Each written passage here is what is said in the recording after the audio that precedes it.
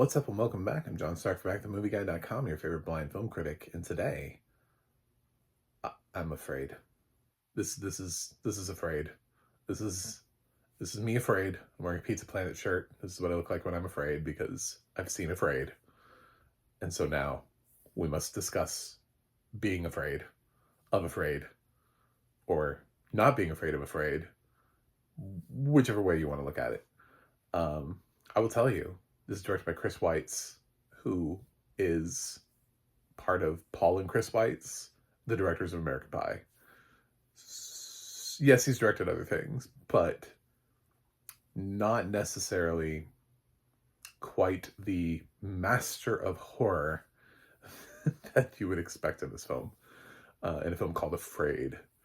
We do have, this one's on Netflix with audio description, and honestly, the audio description was really pretty good in terms of me being able to follow this as a blind person, because there are things that happen on screens. They're like these little like weird like ghostly images that go nowhere. These guys wear these masks that have like emojis on them.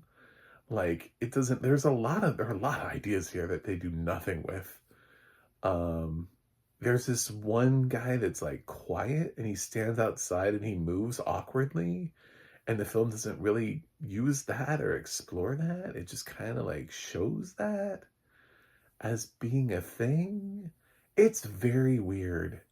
It is a very it's I don't know what happened. It feels like a movie that like there was a screenplay and somebody dropped the screenplay in the hallway and some pages were lost and they're like, does anybody know where page 18 is? And I'm like, I don't know.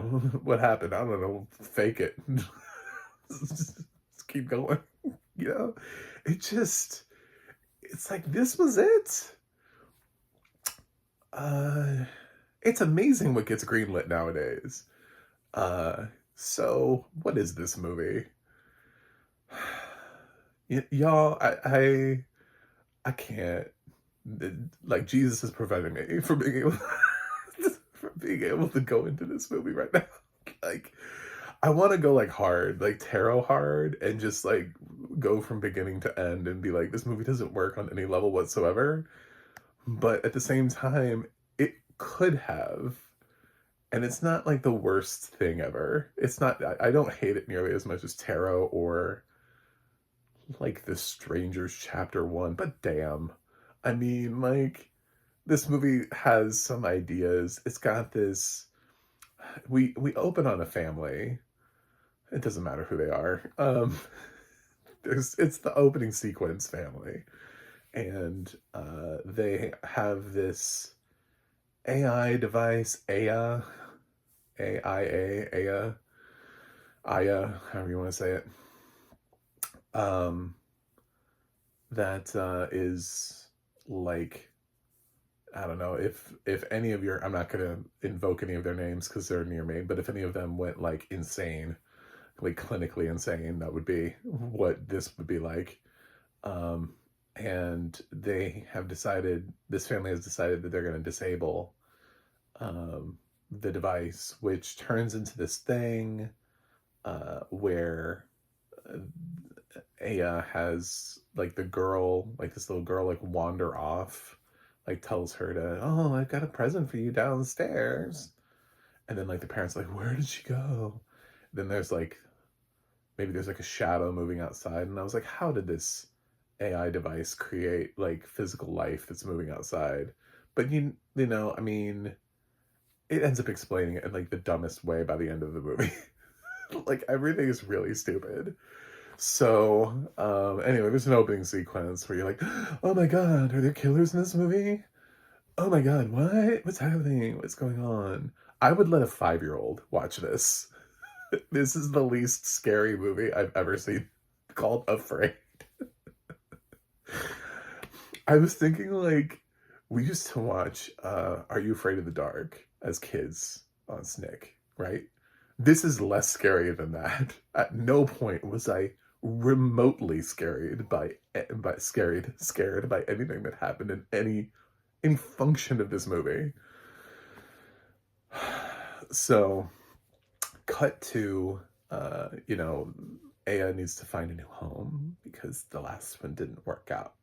So the girl that's playing her voice, I don't know, this cast also has, who else is in this? Like Keith Carradine, David Desmalchian. There's a couple other people in the supporting cast who should all fire their agents, especially David after he just did Late Night with the Devil. It's like, dude, you just did one of the best roles of your career. Why are you playing supporting in this? Like, he plays somebody, he has one of those asinine names too, and I can't even remember it. It was so stupid. His name is so stupid. You're like, that has to be a nickname. But you never learn what his real name is. It's one of those names where his name's like Buzzsaw or something like, and you're like, that's not his name. What the fuck's his name? Does he have a name? Um, so the girl that voices Aya introduces, they go to this family. John Cho is like into marketing or whatever. Thinks there might be like a job prospect also attached to this. And his wife is Catherine Waterston. They have 3 kids. They have an older daughter who keeps trying to take nude selfies of herself. Parents, check your children. This, like, literally, this girl's entire character arc is taking nude selfies. That is entirely based around taking nude selfies. I don't know that she's ever actually, I'm going to assume not, because again, a 5-year-old could watch this. This should be rated PG. This legit should be rated PG. I can't think of a single reason why this would not be rated. Like, maybe there's some cursing or something. And they were like, well, they said fuck 3 times, so we gave it an R. There's the middle boy is really into screen time and gaming. Wants more screen time, that kind of thing. And then the younger kid, I don't know, what's his name, like Obi or something. Obi or Odie. I don't know, he's got some weird, anyway, the cute little one that needs like bedtime stories and stuff. So those are the kids and the parents, and the film just kind of unfolds from there, where Aya like starts out to being like a blessing, because she comes in and hot. Basically, she feels like an actual person is standing there, because she has like you can have full conversations with her, and she understands everything that's going on. And she assigns like point systems, and part of the thing is that they have, when they install her, they install cameras so they can see everything that's going on in the house, so that Aya can interact with every part of the house. But the parents are like, well, maybe not the whole house. That's weird. So they just do it the bottom floor. And from there, things just get unnerving. Aya makes weird choices and just sort of takes over. Like, there's a scene where like mom is like trying to make school lunches, and Aya's like, oh, by the way, I forgot, I signed you up for like a nutritious like food delivery package thing, and it's at the door right now. It's okay. You solved a problem I didn't know I had, but like, thank you. I hope that's, I mean, like, is it expensive? Did we, like, I know you say free trial, but like, what is it after that? Like, did you hack the system and get me like a free lifetime membership to this food plan? Because that would be awesome. But, no, she just kind of just oversteps as much as humanly possible. And, each one of the kids has a thing where like their situation gets progressively worse. They're like little thing that's going on. But Aya ends up sort of like winning over each one of the kids through their system. And it's funny because like what the middle kid does is actually really terrible, but it ends up being the thing that saves the family. And the family's like, oh my God, did you do that? Oh my God, thank you so much. And it was like, what the fuck? I really want to say it because this is one of the dumbest movies I've seen this year, but it has so much potential. Like, I really loved like concepts, right? Like this AI thing, there are things that it does that are fun that I feel like it could have done. I wish it hadn't played like tipped its hat to like the physical presence and then just been like, where did this girl go? Do you know what I'm saying? Like the opening sequence shouldn't show you like physical shapes. It should just suggest to you, but it does kind of show like camera footage versus not. Like, is it on the camera? Is it in real life? But then it tips its hat at the beginning of the film, and then you're like, okay, so there's a real person.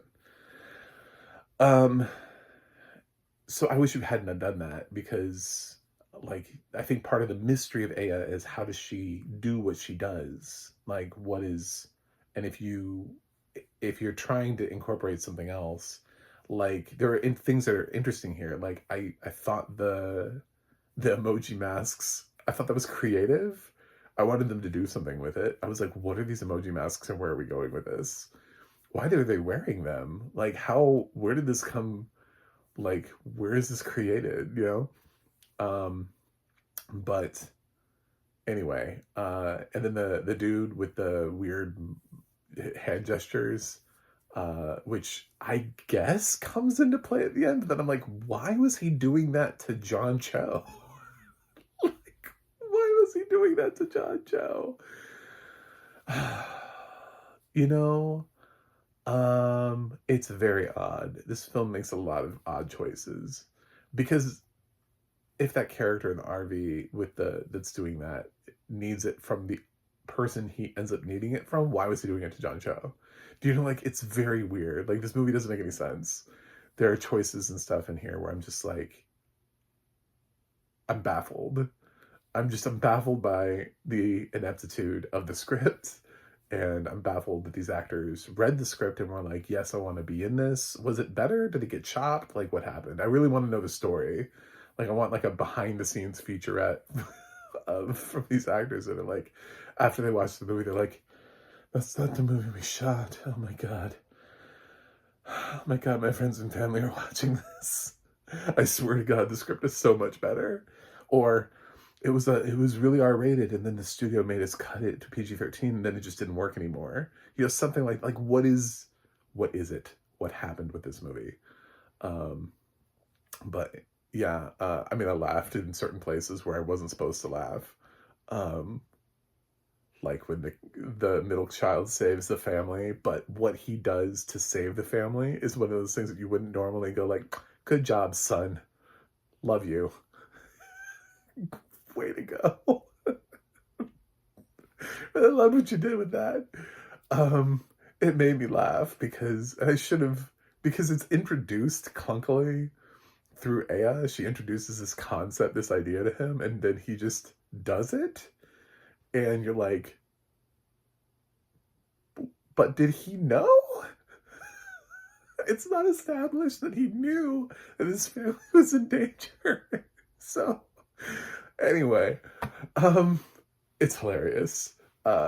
This movie is not good. Um, but I have seen worse movies this year. Tarot, Stream of Consciousness, Strangers Chapter 1, uh, all come to mind immediately as being movies that I actually thought were worse than this. So,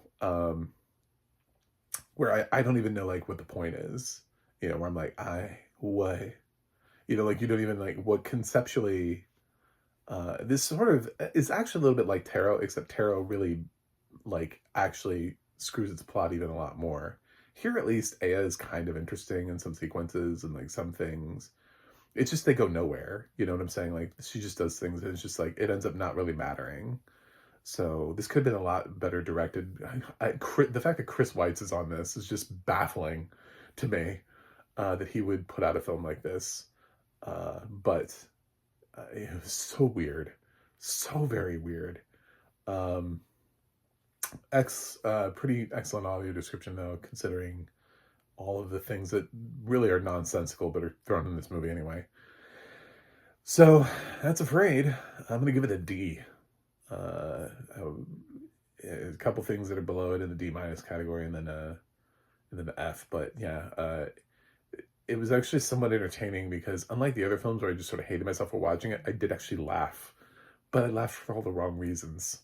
You know what I'm saying? Like, this is literally a film that I'm like, yeah, if if I had kids, my kids were like, "Can we watch Afraid?" I'd be like, "Yeah." I don't know. Did you watch Goosebumps? This isn't any scarier than that. Nobody gets decapitated or anything like that. Nobody gets their face ripped off. Nobody's head explodes. There's no, there's no extreme gore in this movie at all. Um, it's not like Smile where there are like 27 jump scares. So there really aren't. There's no. I can't think of a discernible reason other than having to have a conversation about taking new selfies. You know, that would be like the biggest thing. Like having like moral conversations about like the choices that I would say the older two kids make would be maybe the only thing. But yeah, this is a waste of time. Thanks for watching. Thanks for subscribing, and I'll see you guys on the other side.